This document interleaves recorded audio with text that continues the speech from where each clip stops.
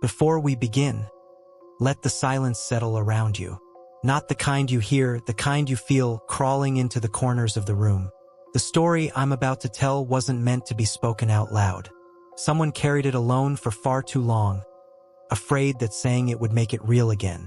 If a piece of their truth touches something you've kept buried, you can tell me in the comments. And if these quiet shadows keep pulling you back, you can like the video, subscribe, and tap the bell icon. Now don't move. Some memories wake up when they're listened to.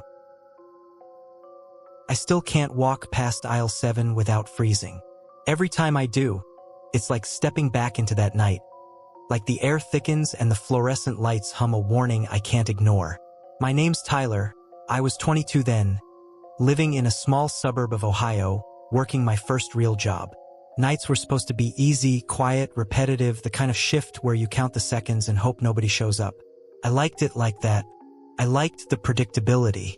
But that night, nothing about it was predictable. Started slow, the way nightmares always do. I remember walking through the empty aisles, the smell of stale coffee and cleaning chemicals hanging in the air, mixing into something sharp that made the back of my throat burn. The fluorescent lights flickered above me, not enough to go out, just enough to make shadows dance along the shelves. It should have been normal. It should have been nothing. Then he appeared, out of nowhere, a man wandering in aisle 7, a tattered coat that looked like it hadn't been washed since the 90s. He wasn't looking at anything, just shuffling, dragging one foot slightly behind the other. I called out, "Can I help you find something?" My voice sounded too loud in the quiet. He turned toward me, and that smile, it wasn't a smile. Too wide, empty. The kind of smile that makes your stomach drop before your brain even understands why. That should have been my first warning. I should have walked away, called security immediately. I didn't. Hours passed, or at least it felt like hours. The store grew colder, or maybe I just noticed it. The lights flickered again. This time longer, shadows crawling along the floor like slow-moving insects. I could hear it then. Footsteps, soft but deliberate, echoing behind the frozen shelves. My pulse jumped. I turned sharply. Nothing. The aisle was empty except for me. I told myself I was fine. I wasn't. I went back to the register, trying to focus on scanning cans, anything to ground myself. But the whispering started. Low, barely audible, right behind me. At first, I thought I imagined it, an overworked brain, nerves fraying. Then I realized, no, it wasn't imagination. It was him. Words I couldn't understand, scraping across my ears, cold and wet like breath. Goosebumps ran up my arms. My hands shook, dropping a can of beans that rolled across the floor, the metallic clang echoing like a gunshot in the quiet store. I remember freezing. Couldn't move, couldn't speak. Every instinct in me screamed to run, but my legs felt glued to the floor. The aisles stretched endlessly, stretching the shadows, stretching the terror. My eyes darted, scanning every corner, every reflection in the polished tile. Nothing, but I could feel him, watching, smiling, waiting, and then it happened. I turned the corner into aisle 7 again, and he was closer. Not moving like before, not wandering. Just standing, staring. That same wide, empty smile. My stomach dropped. I tried to call security on the store phone, but the line was dead. My voice caught in my throat. I tried to tell myself it was just a prank, maybe a homeless guy wandering, but I knew this wasn't normal. I should have left the building then. I should have run into the cold night, left my keys, my bag, everything. But I froze. Something in the shadows moved. Not him, something else. Or maybe it was him. I can't tell anymore. The lights flickered violently, and the smell hit me. Rot. Mold. Something metallic and raw, like blood. Like something had died behind the shelves and was left to fester. I gagged. And when I looked up, the man's eyes, black pits, were closer. I swear they were closer than before, though I hadn't moved. I ran. Legs pumping, heart hammering against my ribs like it was trying to escape my body. I slammed into shelves, knocked cans everywhere, the sound deafening. Footsteps echoed behind me, not matching mine, slower, deliberate. I ducked behind a freezer, tried to catch my breath, the cold metal pressing into my skin. My hands were shaking so hard I couldn't dial the number on my phone.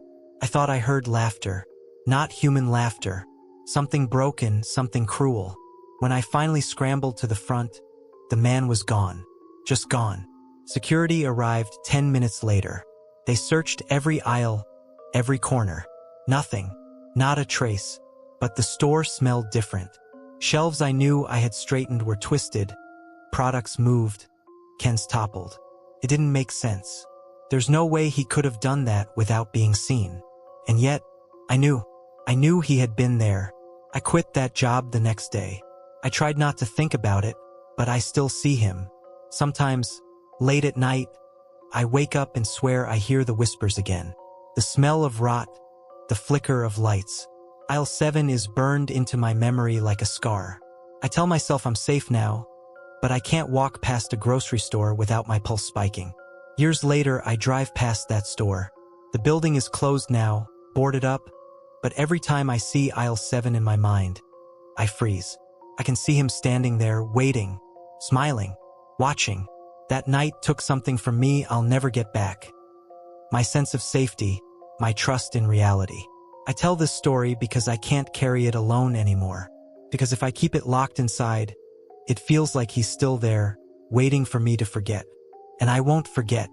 I never will. Sometimes, when I'm alone, I swear I can hear the whispering again.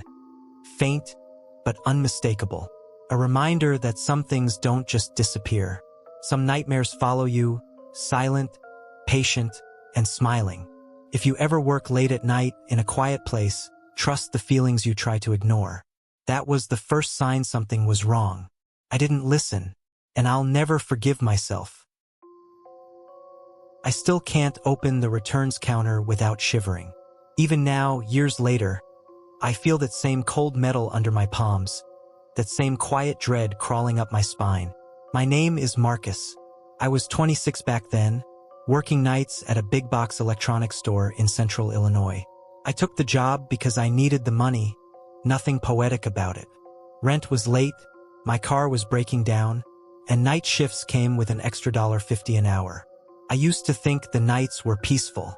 Fewer customers, less noise, just the steady hum of the registers and the faint buzz of fluorescent lights overhead. I'd walk around straightening boxes and pretending life made sense. But if I had known how that night would change me, I would have quit on the spot. It was a slow Friday, the kind that makes you count minutes instead of hours. The air smelled like dust and cold plastic, this weird artificial scent that sticks in the back of your throat. I remember rubbing my arms because the AC was blasting harder than usual, sinking the store into this sharp, uncomfortable chill. I told myself it was nothing. I told myself I was fine. I wasn't. A little past 10 p.m., a man walked toward the returns counter, carrying a large TV box. I didn't hear him come in. There was no door chime, no footsteps. 1 second the aisle was empty. The next, he was there, standing too still like he'd been carved out of the shadows. His coat looked old, stained, frayed at the edges. His hair greasy, combed back in a way that made his forehead look too large. But it was his eyes that got me. They didn't move the way normal eyes move. They stayed locked onto mine, unblinking, like he was studying me, memorizing me. He set the box down slowly, hands lingering on it like he was caressing something alive. "I'm returning this," he said.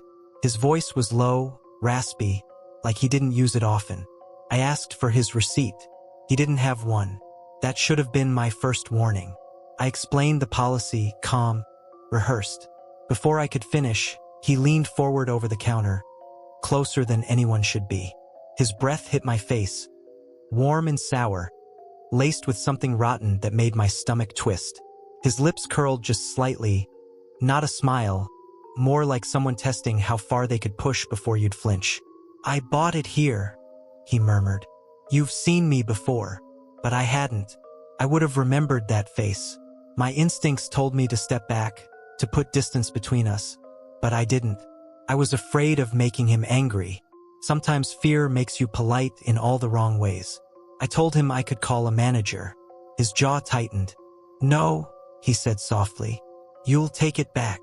His voice changed, deeper, controlled, a growl hidden under words. That was the moment I realized he wasn't just upset. He was studying the exits.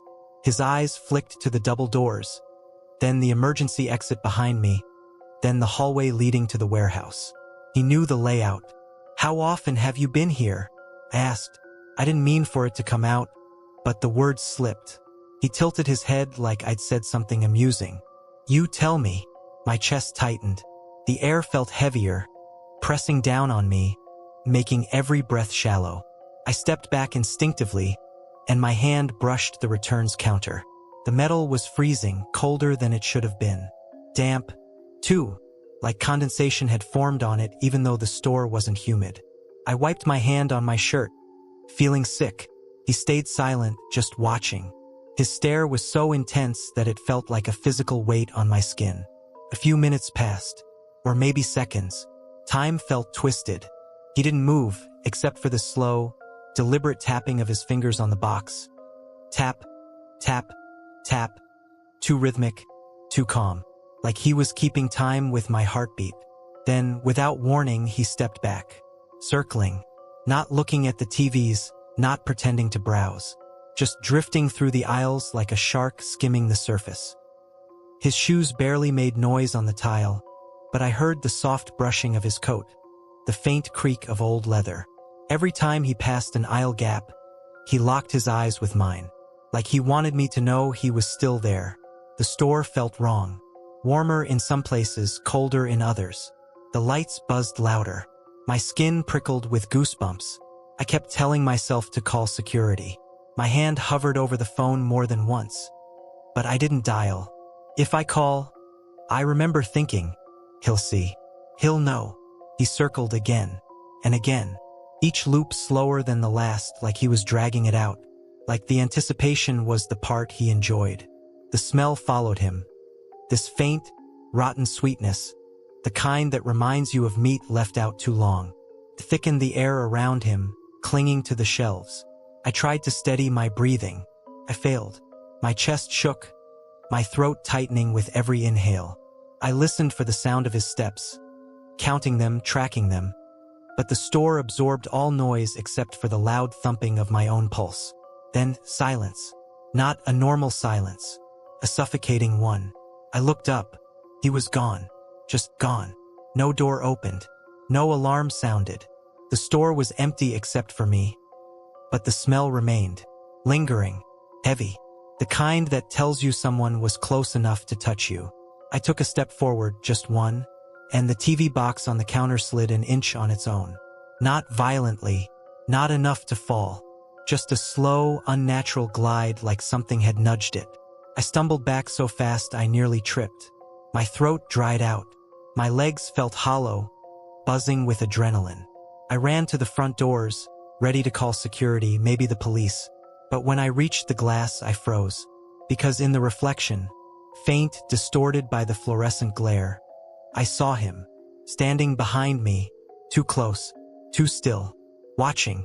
I spun around. Nothing, just empty aisles stretching into shadows. The smell was stronger, though, almost choking. When security finally arrived, I could barely speak. They checked the building twice. No sign of him, no footprints, no fingerprints, not even a disturbance in the dust on the shelves. They told me he probably slipped out when I wasn't looking. But I know what I saw. I know what I felt. Some people don't need to touch you to make fear a weapon. They can carve it into your bones just by being near you. I quit a few weeks later. I told myself it was just stress, just nerves. But every time I walk past sliding glass doors, I catch glimpses of him. Just in the reflection, never in the space around me. Sometimes he stands still. Other times he moves, slowly, like he's circling again, waiting for me to look away. I don't know what he wanted that night. I don't know if he ever left the store. Maybe he's still out there, finding new aisles, new counters, new reflections to hide in. But I do know this: fear doesn't disappear. It lingers, it breathes, it remembers, and so do I. I can't take night shifts at the pharmacy anymore. Even driving past the place makes my chest tighten. It's strange how a building can look so normal on the outside. Clean brick, bright signage, automatic doors, but still feel like a wound you never let heal. My name is Daniel. I'm 31 now, but this happened when I was 27, back when life was simpler. I lived alone in a tiny rental house on the edge of town. My biggest worries were bills, loneliness, and the occasional week where I ate nothing but frozen dinners. I took the 10 p.m. to 6 a.m. shift because it paid a little more, and honestly, I liked the quiet, or at least I thought I did. The pharmacy at night wasn't peaceful the way you'd imagine. It was cold, unnaturally so. The kind of cold that sinks through your clothes and feels like it's pressing fingers into your spine. The fluorescent lights were always flickering. Not enough to file a complaint. Just enough to make shadows move in the edges of your vision. I should have listened to that feeling. The nights were predictable. Restocking vitamins, counting pills, ringing up late-night regulars. Truckers, insomniacs, lonely people who pretended they needed cough syrup but really just wanted someone to talk to. I didn't mind. Maybe I was one of them. The night she first appeared was a Tuesday. I remember because Tuesdays were usually dead silent. The store smelled like cardboard and cleaning spray. My hands were numb from unpacking cold medicine. Around 11:40, the door's sensor chimed, soft, hesitant, like it didn't want to acknowledge whoever stepped inside. I turned, and she was standing there. A woman, pale, too pale, skin like pressed paper, eyes wide, too wide, and unfocused like she was staring at something far behind me. Her hair hung damp over her shoulders, clinging to her cheeks. She didn't speak. She didn't even blink. She just pushed a cart forward, the wheels squeaking with this slow, deliberate rhythm. Something about her face made my chest tighten. There was no expression, no tiredness, no irritation, just this blank of vacancy. "Ma'am, can I help you find anything?" Her eyes slid past me, not acknowledging my voice. She drifted into aisle 3, the one with cold medicine of all places. The lights above her flickered, dimmed, then buzzed back to full brightness. I told myself it was nothing. Old wiring, cheap bulbs. I'd said it 100 times before. I stocked shelves for another 10 minutes before realizing I hadn't heard the cart move. I peeked into aisle 3. Empty. No woman. No cart. I checked aisle 4. Nothing. Aisle 5. Nothing. The entire store was empty. I felt this tightness in my throat, the kind you get when your body knows something your mind refuses to admit. I told myself she must have slipped out quietly. Maybe she was embarrassed. Maybe she needed privacy. But then, squeak, squeak, the sound of a cart. Right behind me. Soft, slow, deliberate. I turned so fast I stumbled. No one was there. Just the pharmacy counter behind me. The pill bottles lined up like silent witnesses. The air felt colder. Smelled faintly damp. Like wet clothes left too long in a hamper. I tried to shake it off. I told myself I was tired, stressed, dehydrated. I focused on my work, but every step I took, I kept hearing that faint squeak somewhere behind me. Never close enough to catch, never far enough to forget. That was the first sign something was wrong. She returned the following week. Same time, same dead stare, same slow movements. "Good evening," I said, forcing a smile. My voice cracked like I was a teenager again. She didn't speak at first, just drifted past me, her cartwheels groaning like they needed oil. I watched her closely, too closely maybe, but it felt impossible to look away. There was something wrong about the way her feet moved, like they weren't stepping so much as sliding. I stocked shelves in the front while trying to keep her in my peripheral vision. The cold air thickened around us. My fingers felt stiff, like the temperature had dropped 10 degrees in a matter of minutes. Then she appeared beside me. No sound, no footsteps, nothing, just there. Close enough that her hair brushed my arm. Her skin smelled faintly of mildew, and something else, something older. She whispered the names of prescriptions I'd never heard of. Not generics, not discontinued meds. Names that didn't exist. Names that sounded wrong. Too many syllables. Soft consonants spoken like a prayer or a curse. I asked her to repeat herself. She did. But her voice didn't sound like one voice. It sounded layered, like someone whispering over someone else, slightly out of sync. She handed me a slip of paper. Her fingers brushed mine. They were ice cold. Too cold. The kind of cold that sinks straight through skin and into bone. The paper was blank. No writing. No imprint. Just a white square of nothing. She smiled. That smile, I still feel it. It wasn't wide. It wasn't forced. It was small, delicate, almost gentle. But her eyes didn't change. They stayed dead. Empty. The lights dimmed. Flickered. Buzzed angrily overhead like insects. My breath fogged in front of me for a split second. Then she was gone. Just gone. No footsteps. No door chime. Nothing. I ran to the office to check the cameras. I rewound the footage. I should have seen her enter. I should have seen her face. I should have seen something. There was nothing. Not even static. Just me alone, talking to empty air. I didn't sleep that day. Every time I closed my eyes, I saw her smile. I heard that cart squeaking behind me. I felt her cold fingers brushing mine. The next night, I begged my manager to switch my shift. He laughed, thought I was joking. So I worked, and the squeaking followed me. Even when no customers were in the store. Even when the doors were locked. Even when the lights were off. Squeak, squeak, squeak. Some nights, I'd hear it just outside the bathroom stall. Other nights, behind the stockroom door. Sometimes, right behind my shoulder. Then one night I heard the cart moving fast. Too fast. Like someone running with it. I spun around, heart pounding, breath shaking. But again, nothing. Just those dim aisles, those silent shelves. I knew then that she wasn't a customer.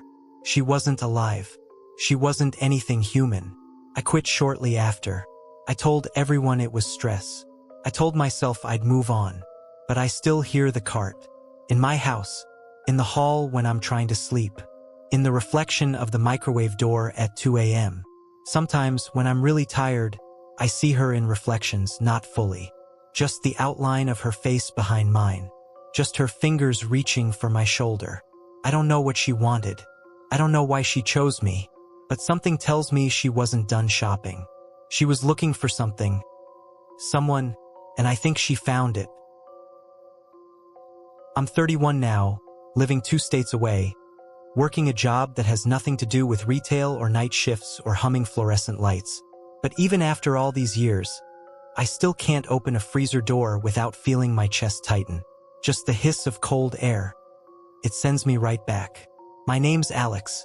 Back then, I was 24, broke, and trying to scrape together rent in a tiny Midwest town where the winters felt like punishment.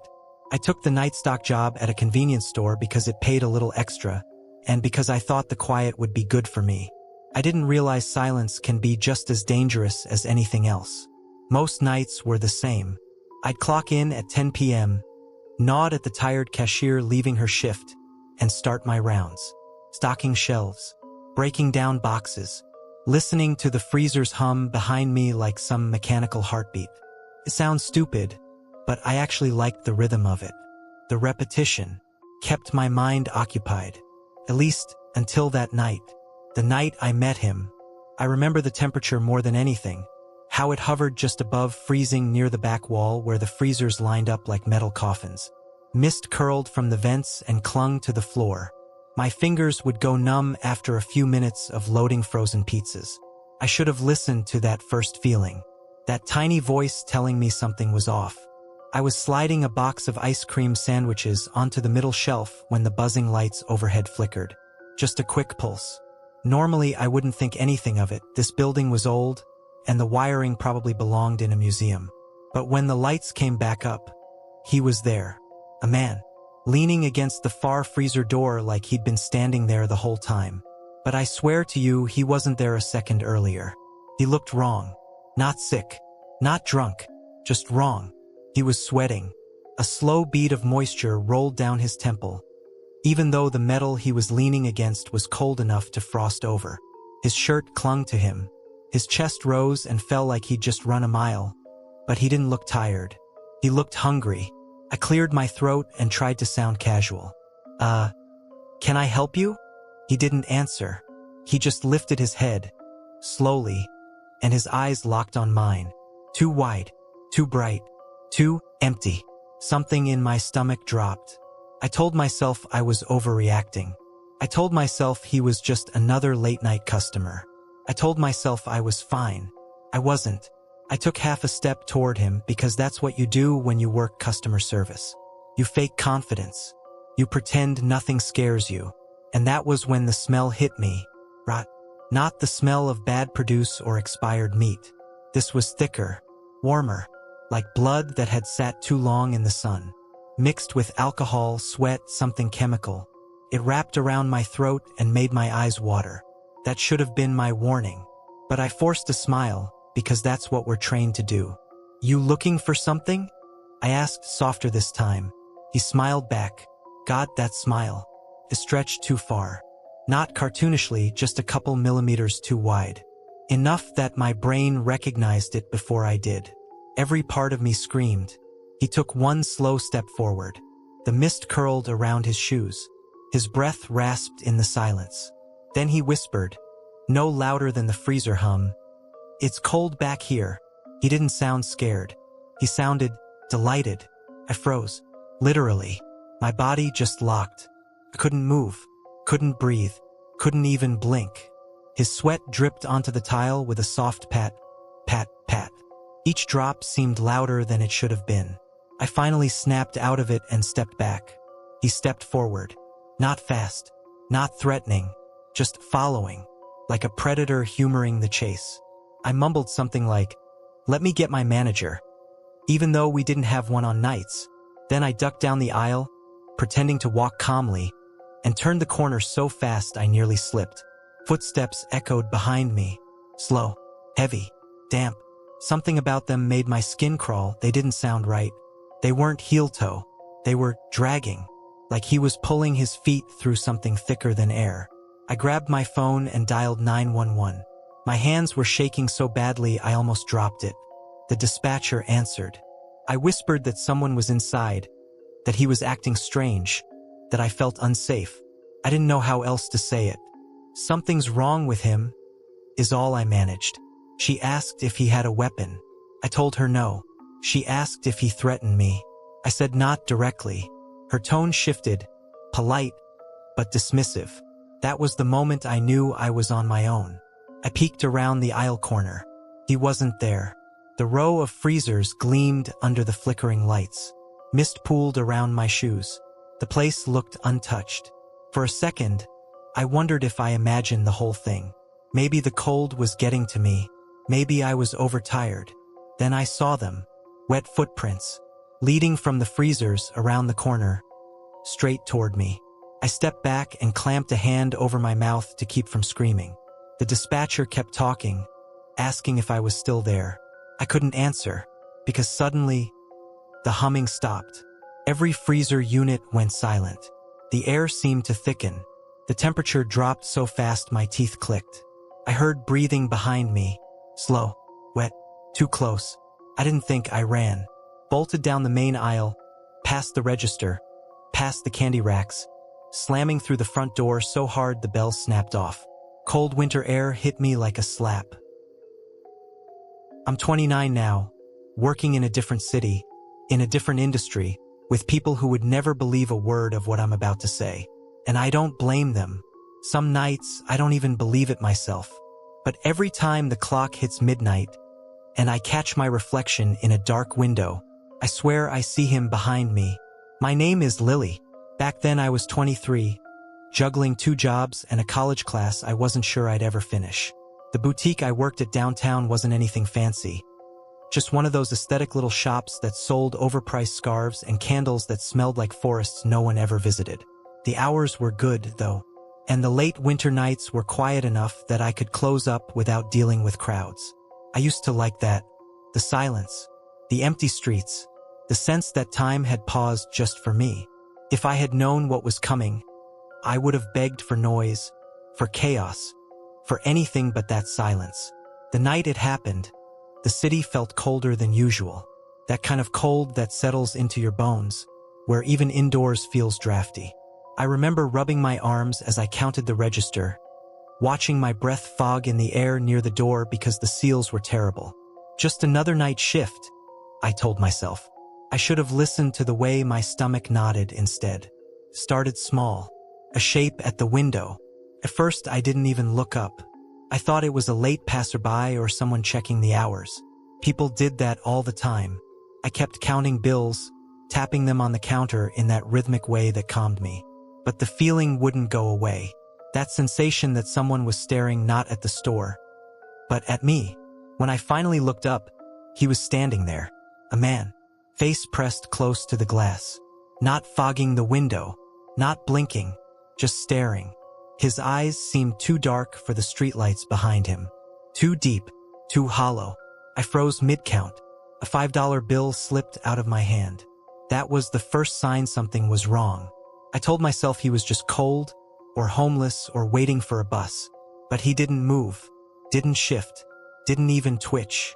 His posture was unnatural, like someone balancing on the edge of falling forward. I forced myself to look away.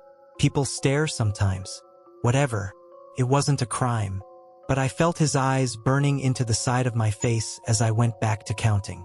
When I glanced again, he was gone. Just gone. Not walking away. Not turning the corner. Just missing. I let out a breath I didn't know I was holding.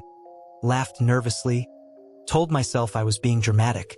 I even walked to the window, cupped my hands against the glass, and scanned the sidewalk. Nothing. Just mist curling around the street lamps. Just frost forming on the bench outside. Just silence. I should have locked the door then. Instead, I went back to the stockroom to finish sorting merchandise. That was my mistake. The boutique was long and narrow, with shelves that creaked when the building settled. The stockroom was in the back, warm, cramped, smelling faintly of cardboard and lavender from the candles stacked near the wall. I always felt safe back there. But that night, the air felt thicker. Still, I worked fast. I just wanted to go home, make some tea, bury myself in blankets. I was stacking boxes when I heard it. Footsteps. Soft. Dragging. Inside the store. I froze. Waited. Held my breath. Nothing. I peeked through the stockroom doorway. Hello? We're closed. No answer. Just the quiet hum of the heater. I walked out slowly, my palms tingling with adrenaline. My boots squeaked on the polished floor. I scanned the aisles. No one. But the bell on the door hadn't rung. And the lock was still latched. I tried to steady my breathing. Told myself it was the building settling. Told myself I was overtired. Told myself a lot of things. But then the lights flickered. Just once. And in that split second of darkness, I heard breathing. Right behind me. I whipped around, nothing there. But the air felt colder. Sharp. Like someone had opened a freezer right at my back. I stepped backward, heart hammering against my ribs. Who's here? I whispered, even though I wasn't sure I wanted an answer. A shadow moved near the window. Low. Too low for anyone standing. It slid out of sight before I could focus on it. My mouth went dry. Every instinct screamed at me to run. I took one step back toward the stockroom. And that's when I heard it. The faint scrape of fingers dragging across the floor. Not walking. Not standing. Crawling. I felt the blood drain from my face. I stumbled back, knocking over a display. The candles clattered across the floor, one rolling in a slow, mocking circle. The crawling stopped. Silence. My pulse thundered in my ears. I backed toward the stockroom, eyes locked on the front of the store. I don't even remember moving, just the feel of cold air tightening around my throat. I made it to the stockroom doorway, and something brushed my ankle. I screamed and kicked out instinctively. My boot hit nothing but air. I scrambled inside and slammed the door shut. There was no lock, so I pressed my entire body weight against it. The boutique was silent again, but the silence felt alive, like it was listening. My hands shook violently. My breath came in little broken gasps. I didn't have my phone. It was on the counter out front. And even if I ran for the back exit, I'd have to cross the entire stockroom, past shelves and shadows, and I heard it again. A slow, scraping drag along the floor. Not toward the stockroom door. Away from it. Toward the hallway that led to the back exit. My only way out. I felt sick. My legs trembled so hard I thought I'd collapse. I pressed my ear to the door, listening to every faint sound. The crawling stopped. Then came the whisper of breath. Thin, shallow, right outside the stockroom door. I clamped a hand over my mouth. I don't know how long I stood there. Seconds? Minutes? Hours? Time didn't exist in that moment, just fear. Then the breathing faded. Slowly, like someone backing away into the dark. When I finally forced myself to open the door, just an inch, the boutique looked normal again. Quiet, empty, warm lights reflecting off shelves. But the front door was wide open. The bell hadn't rung. I sprinted to the counter, grabbed my phone, and ran into the street without looking back. People on the sidewalk stared at me like I was having a breakdown. Maybe I was. I never went back to that boutique. The next morning, the manager called to ask why the front door was unlocked. Lights still on. Register open. She said the store smelled damp, like wet concrete and mildew. She also said there were handprints on the floor near the window. Not fingerprints, not palms, just long, smudged streaks, like something dragged itself across the boards. I didn't tell her what really happened. Couldn't. But the worst part? It didn't end that night. Sometimes, when I walk home late, I catch movement in the corner of my eye, low to the ground. Wrong. Too fast. Or too slow. And when I pass shop windows after midnight, I never look directly at the glass. Because I know what I'll see. His eyes. Unblinking. Empty. Watching me from inside the reflections. And sometimes, God help me, I hear it behind me. The soft, dragging scrape of something crawling just out of sight. I'm 32 now, living in a small apartment in a city that never sleeps. But back then I was 24, working the overnight shift at a corner gas station in suburban Ohio. The kind of place that smelled like diesel, plastic, and a faint chemical bleach after cleaning. I worked nights because I needed the extra hours, because the pay was decent, and because I liked the quiet. I liked being alone with the hum of the refrigerators and the soft flicker of the fluorescent lights. It was calming, at least it used to be. I remember that night so clearly, probably more clearly than I remember my own birthday that year. Something about it has stayed with me. Not just the fear, but the way it made me feel completely exposed, small, and wrong in a world I thought I knew. Started slowly. The lights buzzed above me, and I wiped down the counter, the rags smelling faintly of ammonia. I was halfway through refilling the snack racks when I noticed movement in the doorway. A man had come in. Summer night, warm air outside, but he was bundled head to toe in layers. Gloves, a hoodie, a thick coat that made no sense for the heat, and a mask, a white, blank mask covering his face. No eyes, no expression, just smooth, featureless. I swallowed. Polite, professional tone. Sir, could you take off your mask while you're inside? He laughed. Low, slow, too close. Even from where I stood behind the counter, it seemed like the sound wrapped around my chest, pressed against my ribs, echoed against the metal shelves, bounced off the fridges, and lingered long after he stopped. I should have frozen right there. I should have called someone. Instead, I tried to smile, tried to convince myself he was just eccentric. People wore masks sometimes. Halloween, pranks, whatever. I was fine. I told myself that. He circled the counter, slow, deliberate steps. Not threatening, not fast, but deliberate. His hands never touched anything, but he looked at everything. The fridges, the candy racks, the lottery tickets. His gaze, though, I couldn't see it. Not through the mask, but I felt it. Every inch of my body tightened. Goosebumps. A cold prickle across my neck. Sweat rising on the back of my arms. I dialed my manager quietly, thumb shaking, whispering, "Hey, there's a guy here, masked." Not sure what. Before I could finish, he vanished. Just like that. 1 second he was there, circling, laughing. The next, nothing.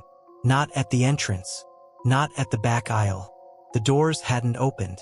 The air smelled faintly of rot, though I couldn't tell if it was him or my mind. I froze, heart pounding like a drum in my chest. Every instinct screamed at me that he hadn't left, that he was somewhere in the store, that I couldn't move. I should have left. I should have run. But I didn't.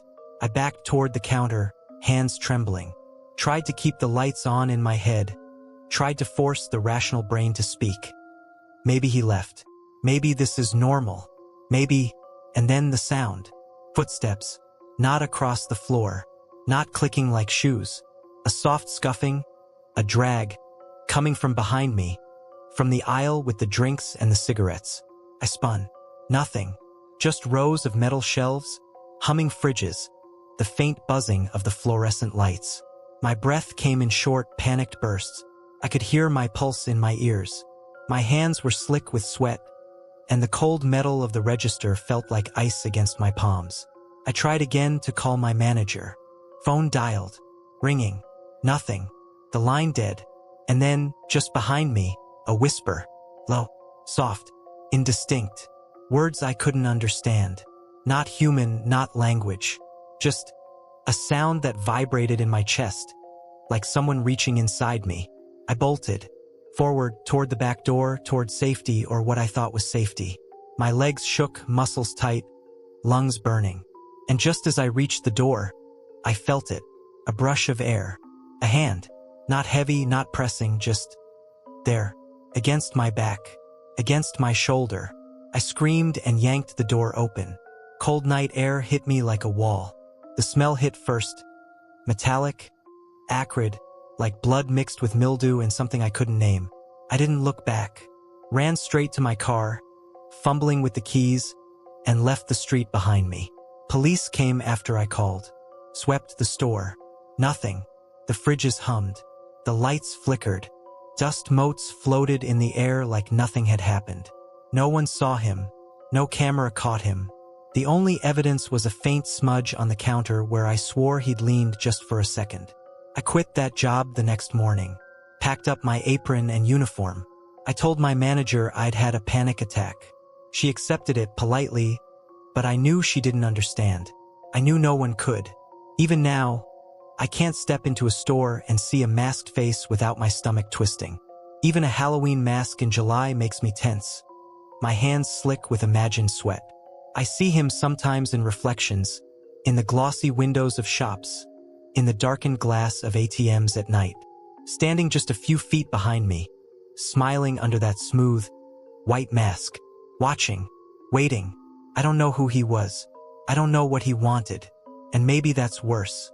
Some nights, when I'm alone, I can hear it again. The soft shuffle of footsteps that aren't there. The low, hollow laugh that echoes in my chest. He's still out there, somewhere, still patient, still silent, still waiting for me to forget. And if I ever see someone like him again, wearing that mask, I know I won't be able to move. I'll be frozen, because I remember the feeling of someone in the room with me when no one was there, the brush of a hand that wasn't mine, the cold, suffocating fear that made time stop. I don't want to forget it. I need to remember, because remembering is what keeps me alive. I'm 28 now, living alone in a small apartment, and I still can't fold sweaters at night without feeling like something is watching me. Back then, I was 23, working late shifts at a big department store in the suburbs. I liked the job. It was quiet after hours, the smell of detergent and polished floors oddly comforting. Most nights, I could lose myself in folding piles of clothes, listening to the hum of fluorescent lights overhead. It was peaceful, safe, or at least I thought it was. That night, the air was colder than usual. Even inside, the vents blew a damp chill that seeped under my coat and made my fingers stiff. I had the sweater section in the back corner, tucked near the end of the aisle. Shadows pooled around the racks, stretching like ink across the floor. I remember thinking how empty it felt, the way the store seemed to hold its breath, waiting for something I couldn't name. I was folding a soft gray cardigan when I noticed movement. A shadow, long, still, right behind the rack opposite me. I paused mid-fold, Tried to convince myself it was just my imagination. A trick of the light. The way the fluorescent flickered, making the clothes sway like they had a life of their own. But that feeling didn't go away. My chest tightened. Goosebumps rose along my arms. I told myself I was fine. I wasn't. The shadow didn't move for a long, suffocating moment. Then came the footsteps. Soft, deliberate, echoing faintly on the polished floor behind me. 1, 2, 3.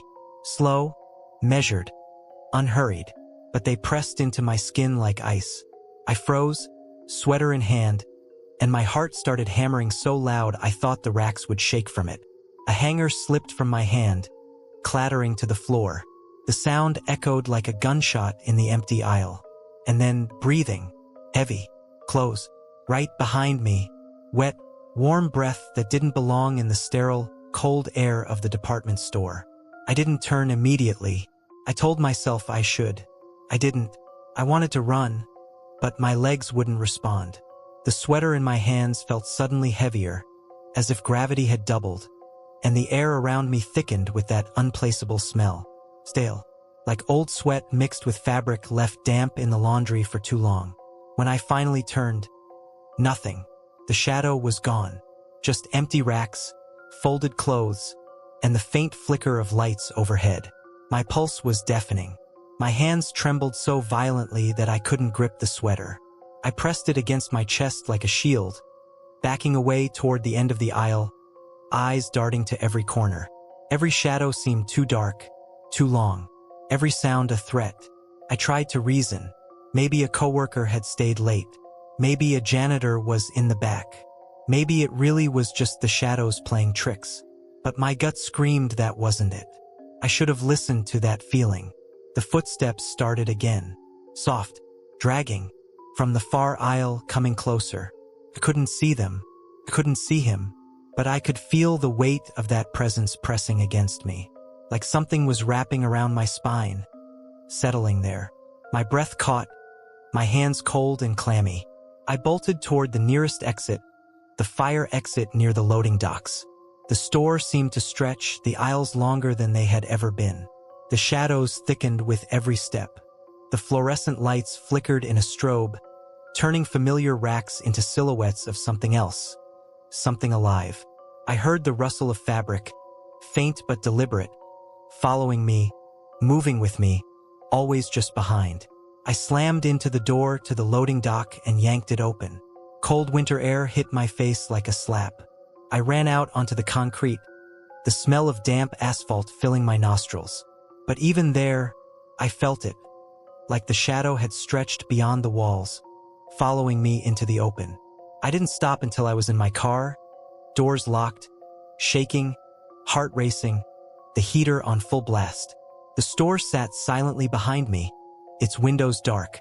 I wanted to call someone, anyone, but my fingers shook too badly to hold the phone.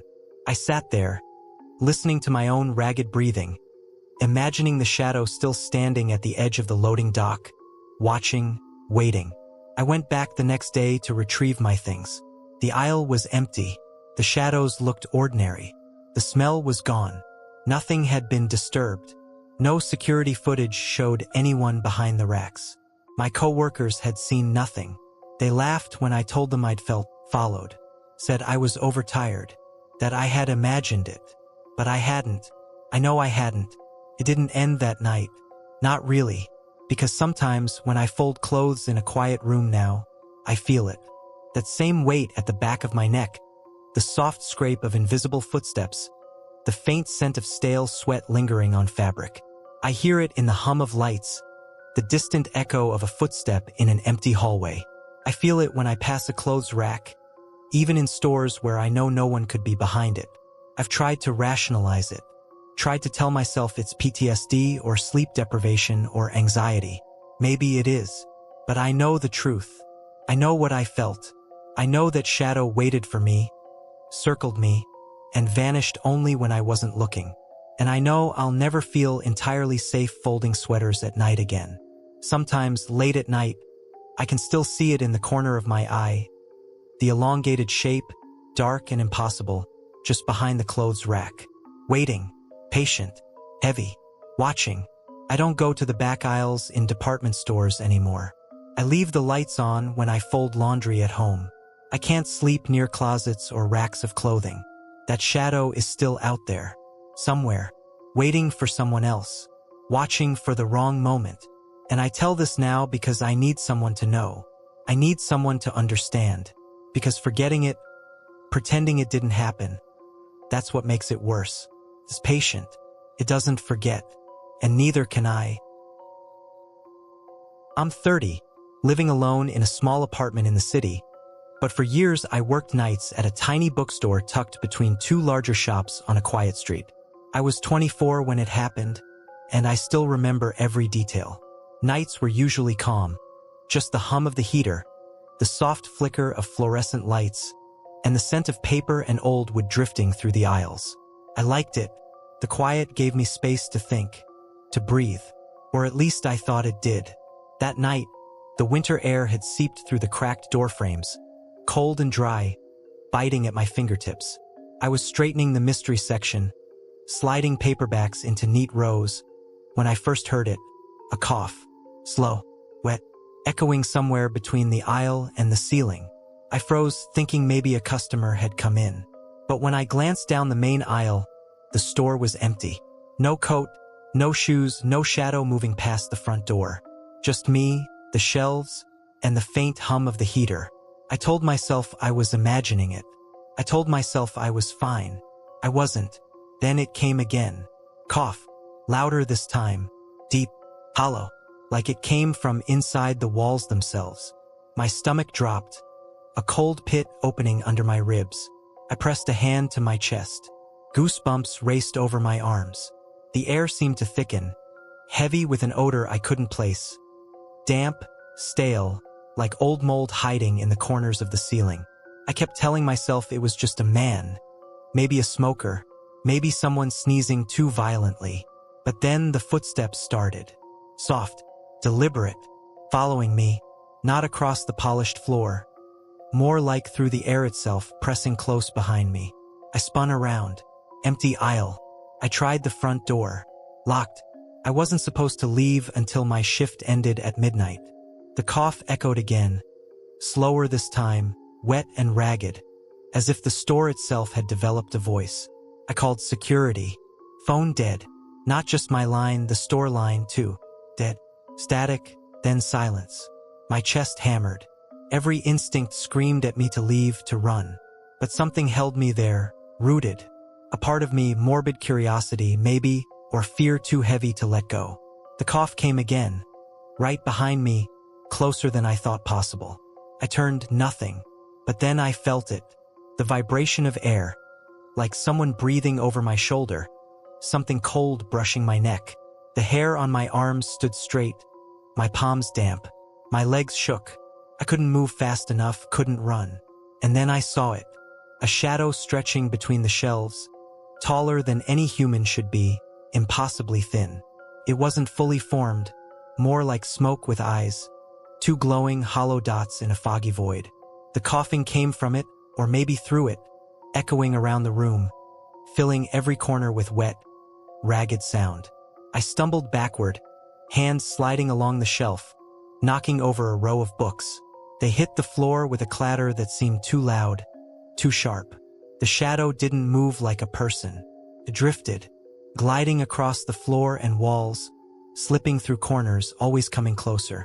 The cough followed, filling the air, vibrating my chest, pressing my ears.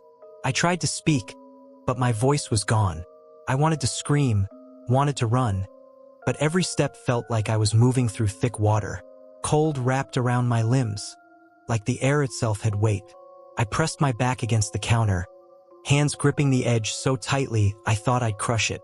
Then it circled me, not like a person, not like anything human, just drifting, twisting, filling the space with the wet, desperate sound of coughing. It wasn't trying to harm me exactly, but the fear it produced was physical. My lungs burned, my heart raced. Every instinct I'd ignored screamed at me. This wasn't real, this wasn't human, but it was here. I don't remember exactly how I got to the back door.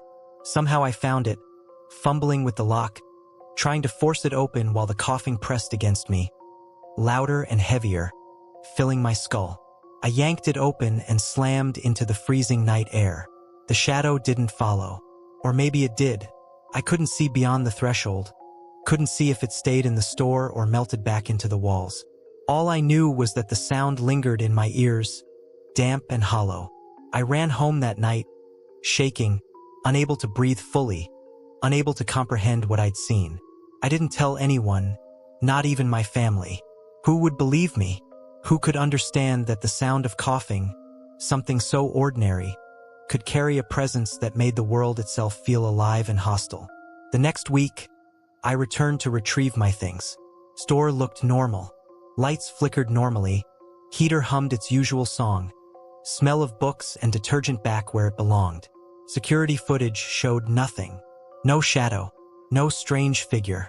Just me, folding the last of the unsold paperbacks, haunted by memory. Even now, years later, I can hear it. The cough. In empty hallways. In abandoned rooms. Sometimes when I'm alone, late at night, the wet, hollow cough reverberates off the walls and the hair on my arms stands on end. I turn, half expecting that shadow to drift from corner to corner, waiting for me. I've tried to rationalize it. Sleep deprivation, anxiety, my mind playing tricks. But I know what I felt. That presence, that sound. It wasn't human. Not entirely. It didn't belong. And it followed me even when I thought I'd escaped.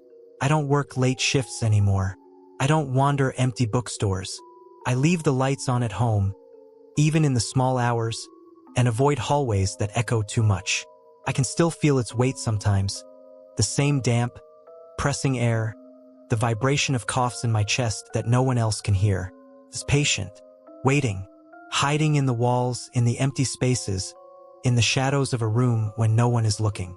And every time I hear a cough, even a normal human cough, I feel that same dread, that same chilling certainty that it's still there, watching, waiting for the next moment I let my guard down.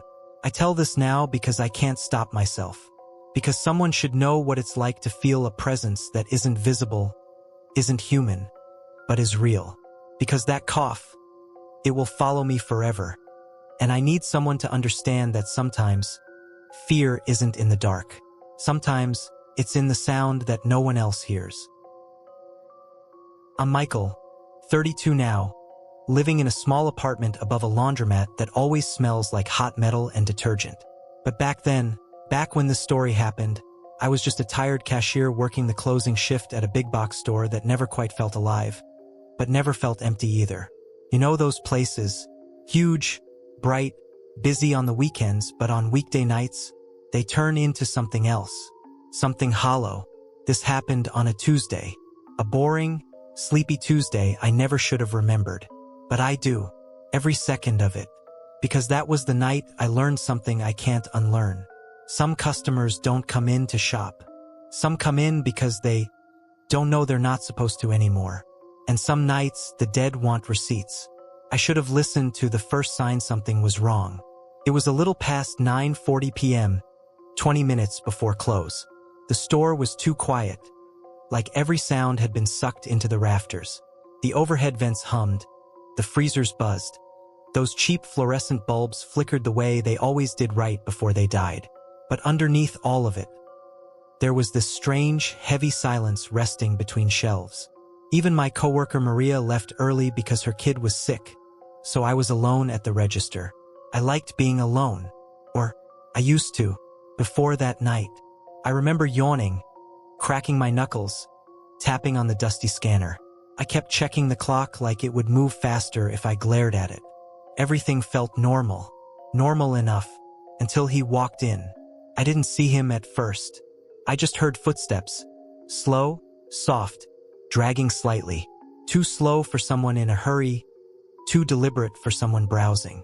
When I finally looked up, he was already standing in front of my register, tall, thin, wearing a gray coat that didn't fit right, too stiff at the shoulders, too long in the sleeves. I couldn't tell if he was 30 or 60. His face sat somewhere in between, like time hadn't decided what to do with him yet. But his smile, God, that smile. It wasn't wide or creepy in the usual way. It was worse. It was polite, perfectly polite. The kind of smile someone wears when they've practiced it. Return, he said, placing a folded receipt on the counter. No item, just a receipt. I opened my mouth to ask, return what exactly?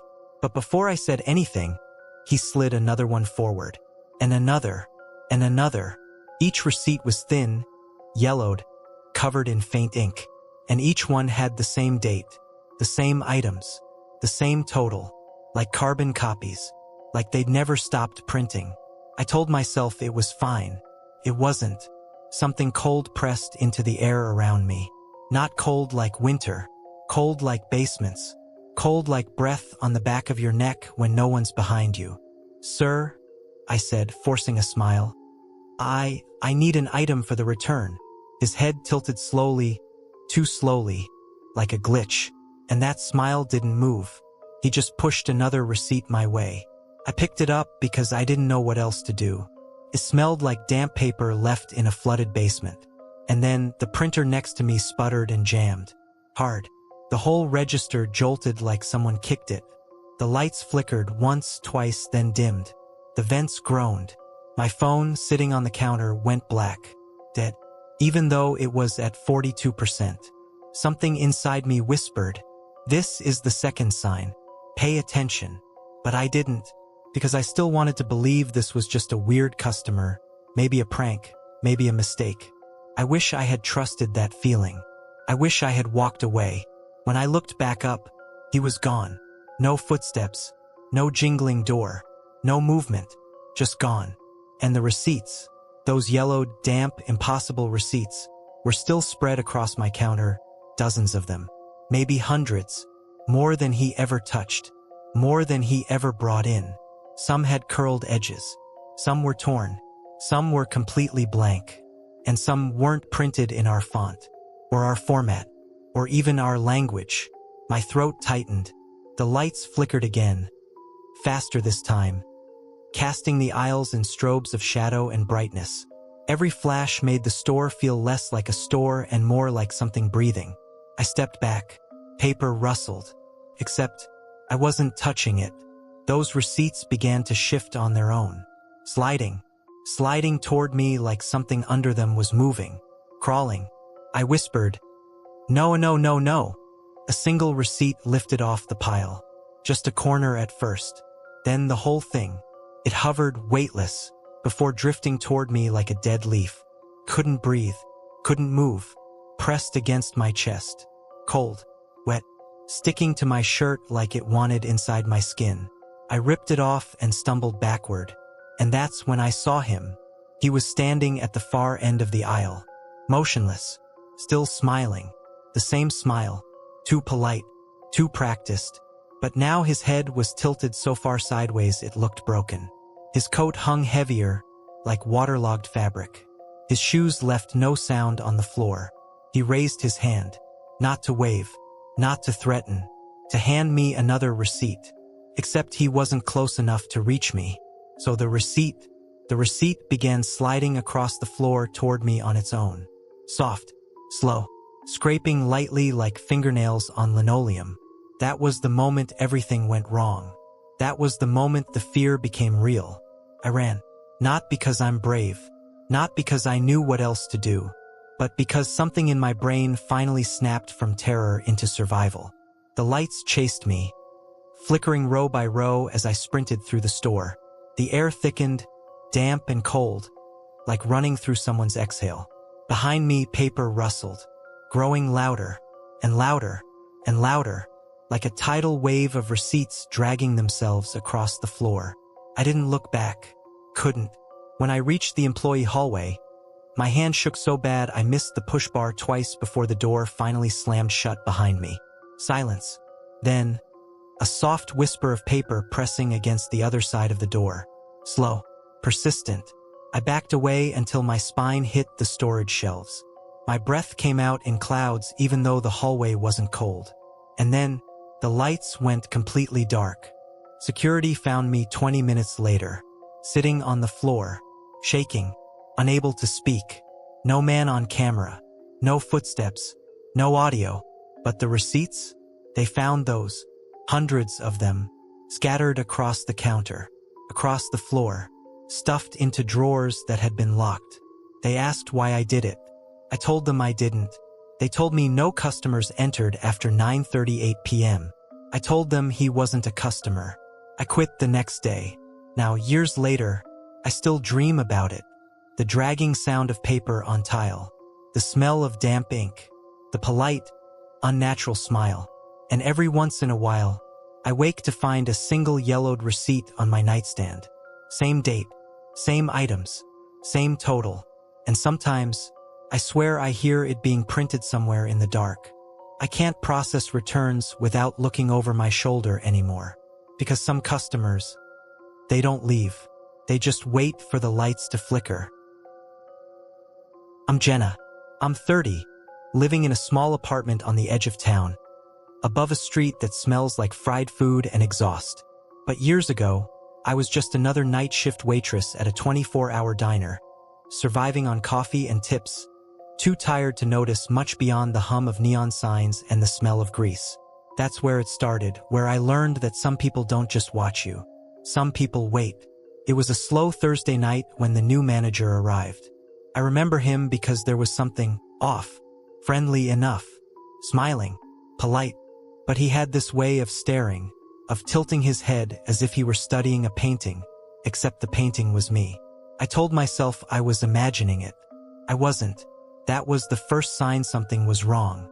For weeks, he lingered in the shadows, leaning against the counter, or standing just inside the doorway, watching me work. He didn't speak much.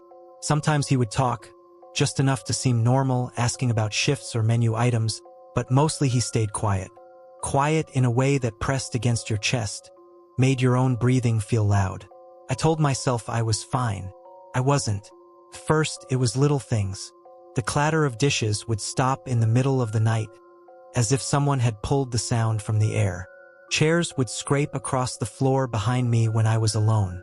The fluorescent lights flickered, shadows stretching like fingers across the walls. And every time I turned a corner, I felt it.